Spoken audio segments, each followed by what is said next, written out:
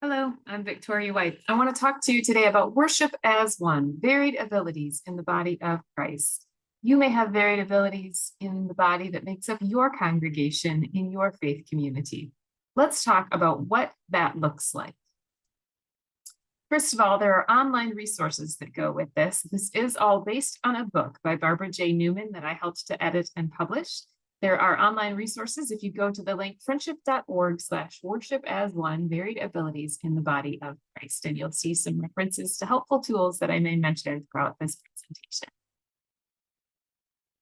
The general idea is we know we want to have people with varied abilities in our faith communities, but the big question is how. So I propose to you a simple plan that is discussed throughout the book. Let's start with this.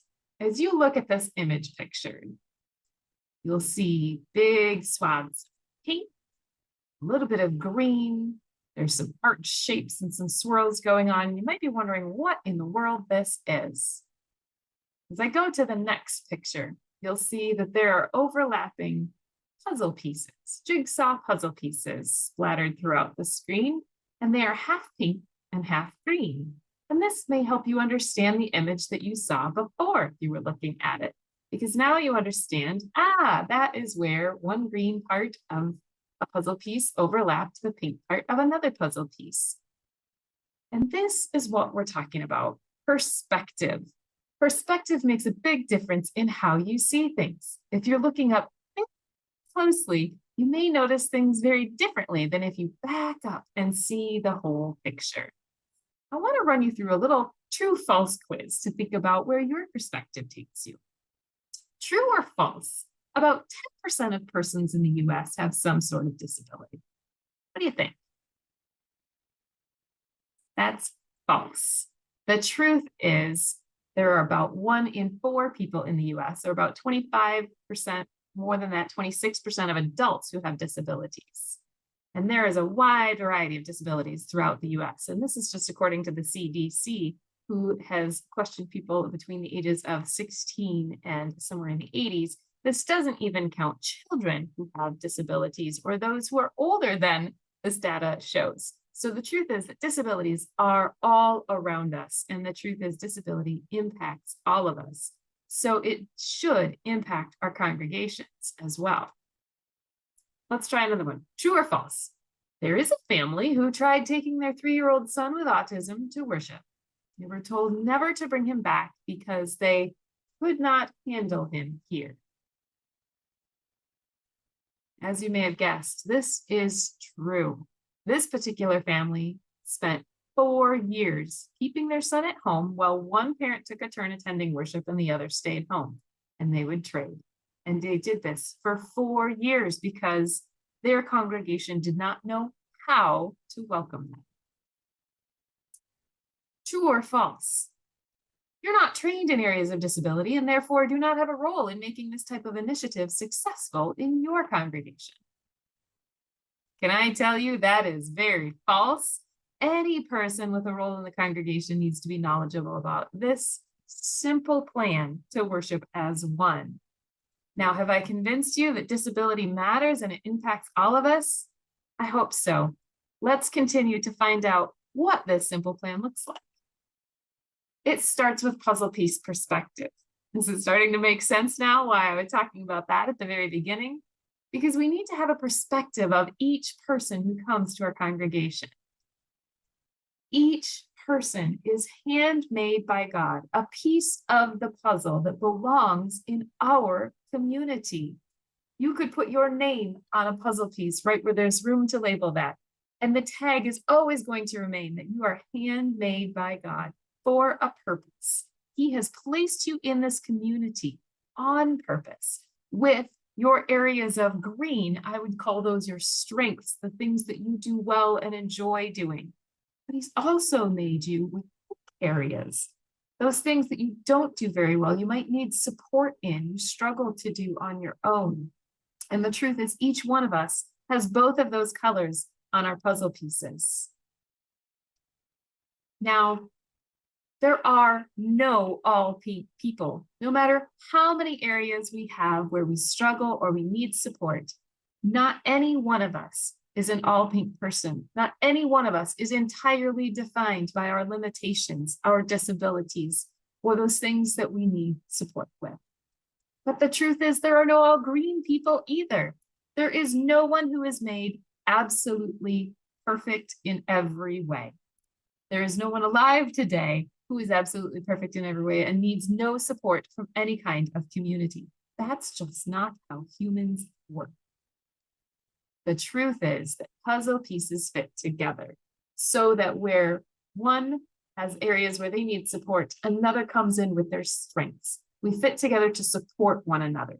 Christians believe that God has in fact arranged the parts of the body just as he wanted them to be, as spoken of in 1 Corinthians 12:18. If you would like to view a video that explains this puzzle piece perspective in animation and inspiration, I encourage you to look at those online resources referred to at friendship.org/worship as one varied abilities in the body of Christ. Let's think about puzzle piece perspective, the language that we use. Person first language is a great way of getting going. The company that I have worked with is All Belong, and they put together Person First Language Guide to help support this. On that guide, you'll notice things that are acceptable to say and not acceptable to say that honor an individual and who they are, handmade by God, before we talk about any areas of difference or disability. Now, if we come from that perspective, that each one is an important piece of the puzzle, are we truly saying, everyone welcome, come on in? I hope so. I want to offer you part 2 of the plan as we think about how our puzzle piece perspective impacts how we set up our spaces, our programs, and what we do to welcome each one. Have you ever gone to a place and then noticed there are warning signs about what you need to do or be in order to participate here? When you enter your worship setting, do you need to be able to read, able to speak, able to write? Do you need to be able to read a musical score? Do you need to be able to focus and pay attention to a word-based lecture for at least 20 minutes while staying seated and quiet? Do you need to be primarily an auditory learner for this? Do you need to be able to stand and kneel on command? You have to be comfortable shaking hands and greeting others. What else are requirements of your worship community? I want to introduce to you the idea of universal design, equal access. This may mean that things are done with the intention of helping one person, but the truth is it benefits all. The benefits are universal. That's the phrase, universal design. That is part 2 of our plan, participation. Perspective is our first part. Participation is the second one. And participation happens through universal design. Now, what is universal design? It's actually an architectural term, and it has to do with creating universal access, expecting that people with varied abilities are going to use that space. So buildings putting in an elevator so that there are access to multiple floors, doors having a push button entry so that people in wheelchairs can access the entry to the door hands-free. Now, have you ever benefited from one of those push button doors, even though you may not be a wheelchair user? You may have had your hands full, and so you bumped it with your elbow or even your hip so that the door would open so that you could walk straight in with all of your hands full of items. I sure have. That means we are accessing elements of universal design. We may have ridden on an elevator, even though we are not seated in a wheelchair like the elevator is clearly pictured to support people who are wheelchair users using it. The point is, it was invented to support the needs of a specific population, and it turns out it helps everyone access that space. So, if we're thinking about our places of worship, we are talking not only about our access to parking spaces and the places to enter the building, bathroom and drinking fountain and all of those things. We also want to be thinking about access to our programming, thinking about those principles of universal design for learning. Education and educators are grabbing hold of this and running with it. And the greatest thing about this all is options. It's thinking about options. So as we think about access to our places and our programs, do we have spaces designed for group activity where someone using a wheelchair could pull up to the table? Do we have places in mind for one-on-one interactions? Do we have places in mind for calming, relaxation, for getting out a little energy? What kinds of things have we set up our spaces to be equipped to do to meet the needs of a variety of individuals? This can be done best when we have the right people to oversee the options. Universal design is all about options, but it's also all about having the right people in the right places. You don't want me coming in and telling you how to preach or how to organize your space. You might not want me coming in to design your building. You want the individuals who are already experts in that area to be the ones overseeing the accessibility of their area of expertise. But it truly is all about options. Universal design means offering options for the variety of those who will come. If we only offered one kind of snack, that might work for most people, but what about those who are allergic to something in there? Can't chew it, need it to be softer, can't grab a hold of it, right? So let's think about offering options so that there's more than just one thing. There are multiple options for everyone to engage in just the same time. Our engagement in different ways. What kinds of items could we have that create access and welcome for those who might need some tools around? Those who might need a fidget for their hands. They need hand tools to keep their fingers busy while they take in the information that you're providing. Even something as simple as a fidget that fits on a pencil.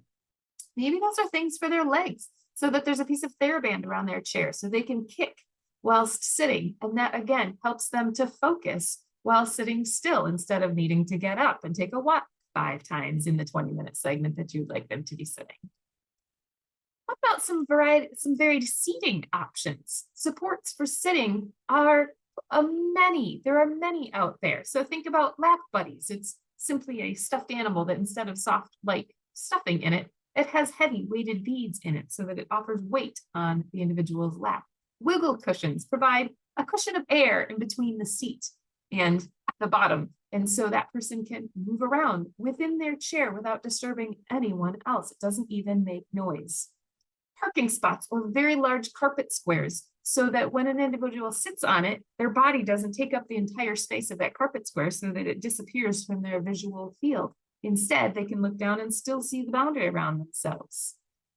Bean bags, exercise balls, chairs with arms along them. All of these types of things are offering a different set of choices so that people can engage based on what suits their needs.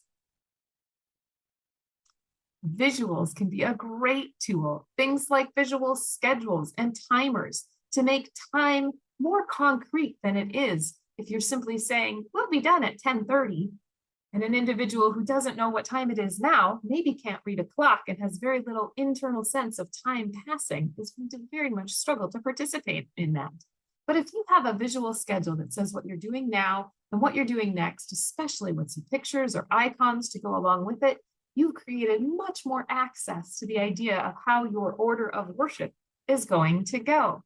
If you can use a timer that the time visually disappears as the time is used up, that can be extremely helpful. Or perhaps a traffic light timer in which it's green while you have lots of time. It starts to flash yellow as the time is nearly gone, and it beeps and turns red when your time is up.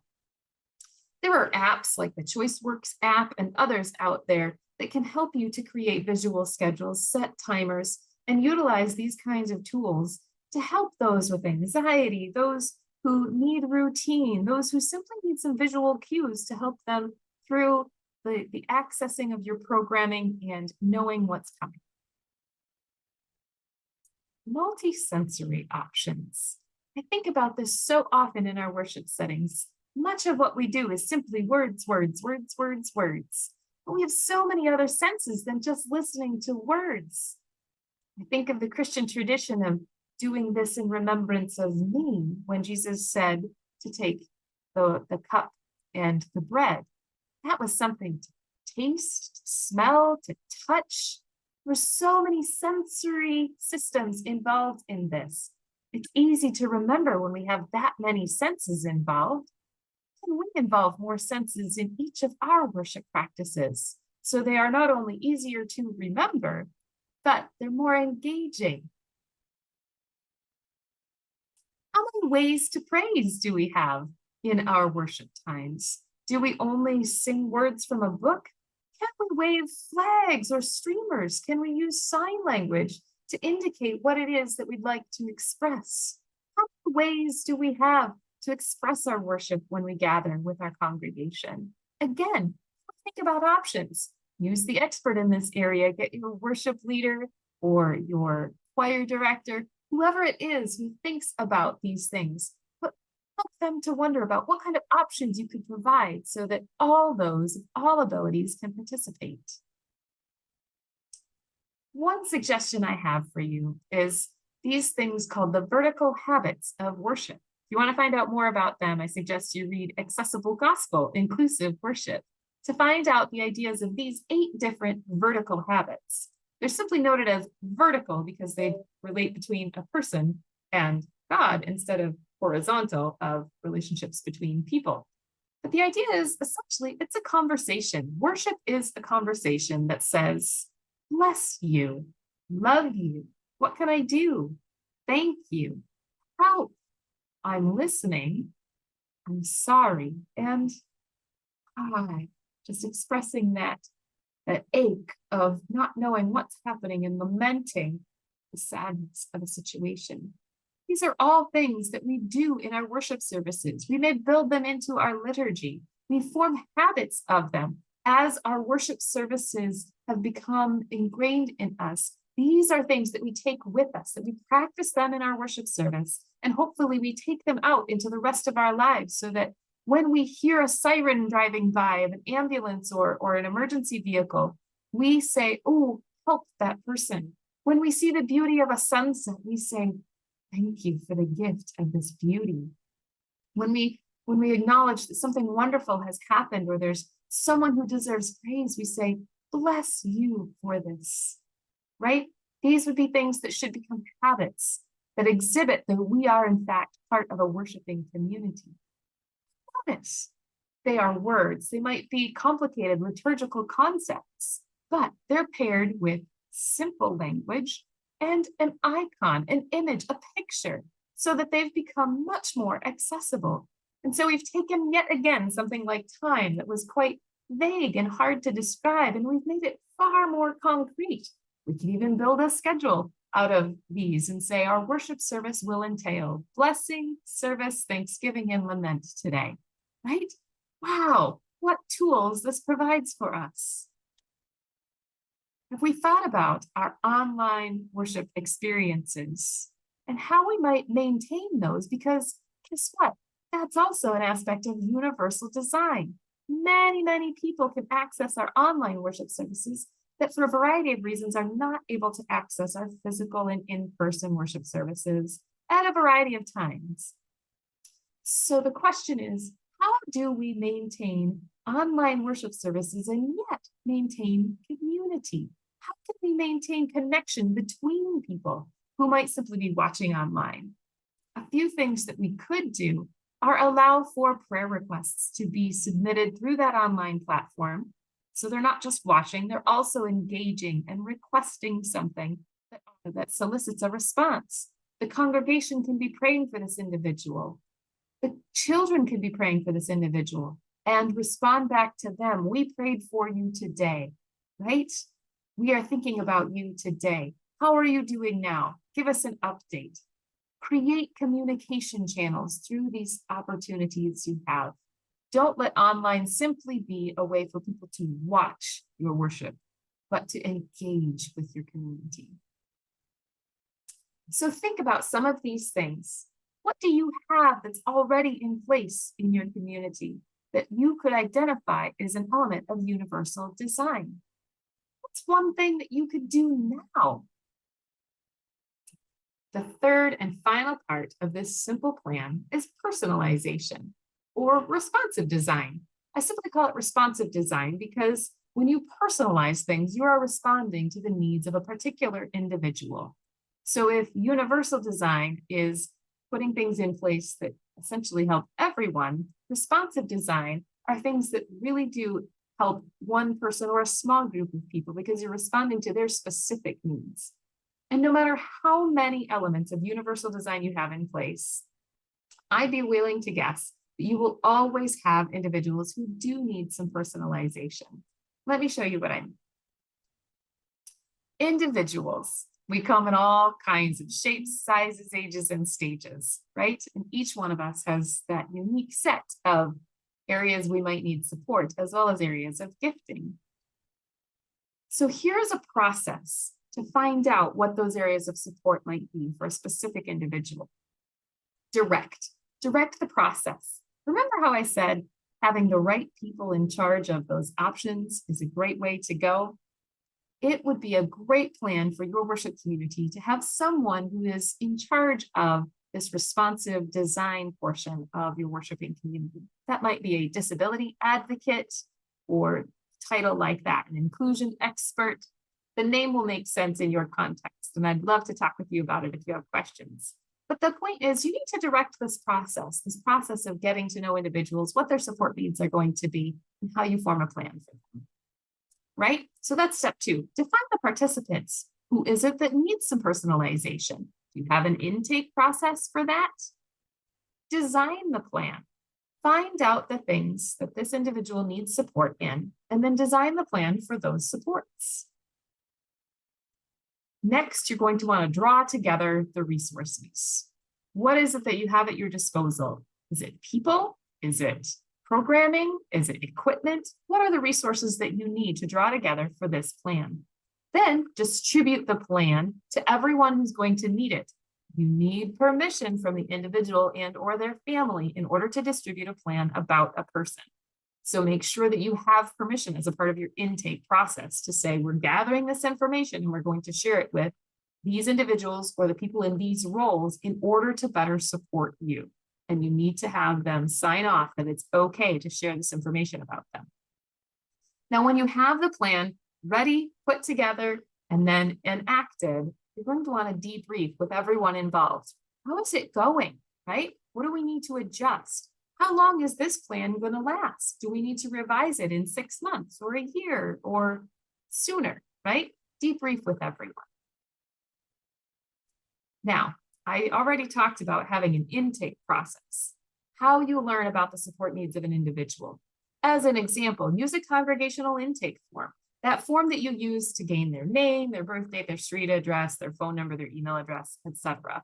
Ask 2 major questions. What are some areas of strength or gifting that you would like to share with us? Maybe that's drawing, writing, encouraging, reading, following rules, paying attention, being a good friend. All those areas that could be green for this individual, things they enjoy doing and they thrive at. Ask the other side of the question as well. What are some areas of struggle where you might need support in this environment? Again, with the same list of things that might be drawing, reading, encouraging, being a good friend, following rules, paying attention. There you can also ask if there are medical concerns or allergies or things of that nature that you might need to know about. And be clear, you're asking this so that you can put supports in place. You're not asking this because you need labels and diagnoses and to know everything that this person has ever done wrong. And I can tell you that many, many, many families with disabilities will be turned away by a worship community who asks them, what's wrong with your child? Or what's your diagnosis? Right? We can ask questions differently. We can start, first of all, with what they love to do, which, by the way, gives some great strategies for engaging individuals and calming them and many other areas that could be supportive and engaging in community. But then we do ask the important question of what are some areas you might need support? But we ask it in such a way that it's very clear. We're only asking so that we can better help them participate. We want them to participate fully. Now, this is what it can look like. Get to know me document is what we call it in the book, Worship as One. But you're getting to know the person and their story. So a get to know me document ideally might have a picture of the individual, has their name, some information about them. It's getting to know them a little bit. What's their story? You don't need to fill out a document. You might sit down and have coffee. You might simply have a few questions you ask over the phone or in the hallway at your worship space. But I recommend that you find a place where it can be private, that they can share the things that would be helpful for you to know about their pink areas, where everyone else in the hallway is not going to hear it, right? It could be an online form that they can fill out. You know what works in your community, or you can try some new things. Again, offer those options. Think for those who might struggle to read. So maybe you'll want to ask them the questions and write it down yourself. Think for those who might struggle to respond verbally. So maybe they would much rather type it out on an online form. Think about social anxiety and the implications of the answers to what it is you're asking for, right? So privacy matters. Now, we talked about having the right person in charge of things. You may need a coordinator who's going to help to think about these puzzle pieces and how the support needs get met. This person may be an advocate. They may be the one who trains staff and volunteers. They may be the one modifying curriculum. Maybe you have a team of people doing this. But I highly suggest that you do have a person who is the hub that's helping you to think about these things. Now, that's not the person who is the only person interacting with people with varied abilities or somehow owns them as if they're all this person's children. No, no, no, no, no. This person is helping to equip all of the other areas of ministry that you have going on in your worship setting. This is the person who's going to help form a plan. And sometimes these plans have 2 or even 3 parts. So you need a plan for the individual to know what's going to meet their needs. But you also need a plan for everybody else, the rest of the congregation, because sometimes you might put in place some things that make sense to the individual based on their needs, but the rest of the congregation may very much struggle to interpret what it is you're putting in place. Even something as small and simple as introducing a wiggle cushion into your worship space. Some may frown upon that. They might throw it away. They might think that someone's just playing with a toy, right? So what information did they need in order to understand how this is part of a plan that supports an individual participating? And sometimes this plan needs to involve the family as well. What might the family need? Are there transportation needs, right? Is it about even getting to the worship service, not to mention just the supports of being in the worship service, but how about getting there, getting ready to get there, right? All of these things. What is a part of the plan that has to do with the rest of the family? This brings me to the area of wraparound support. A section in the book is dedicated to this. Essentially, it's talking about a community of people who know the individual or the family well and their support needs and are meeting those needs in practical ways on a regular basis in a solid structure. Let me show you what I mean. Interdependent community teams is what we call these. It simply means that we have a sustainable structure to meet the practical needs of individuals. So we have the individual who needs that specialized support. And then we have 4 people who are meeting that need, or 4 teams, right? This depends on the size of the needs and how many needs we're meeting. But the idea is that you have 4 weeks in a month. And so each week of the month, so that the schedule rotates. So every month there's consistent interaction, which also helps build relationship.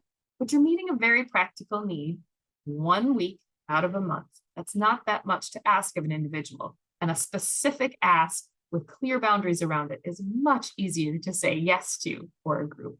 But you're meeting such a practical need, and through those regular interactions, you're also forming relationship. So what it ends up looking like is that you have people relating to one another. And while that individual's needs are being met on a regular basis, you're also having relationship and enrichment amongst all of the people.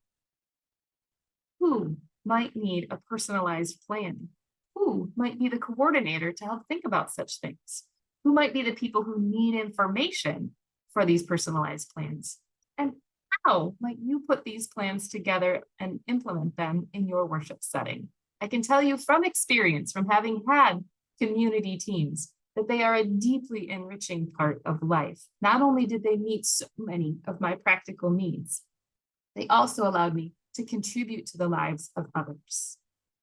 Through responsive design, reach out. Victoria White at friendship.org. I would love to connect and support you. Again, have a look at those online resources at friendship.org/ worship as one, variabilities in the body of Christ.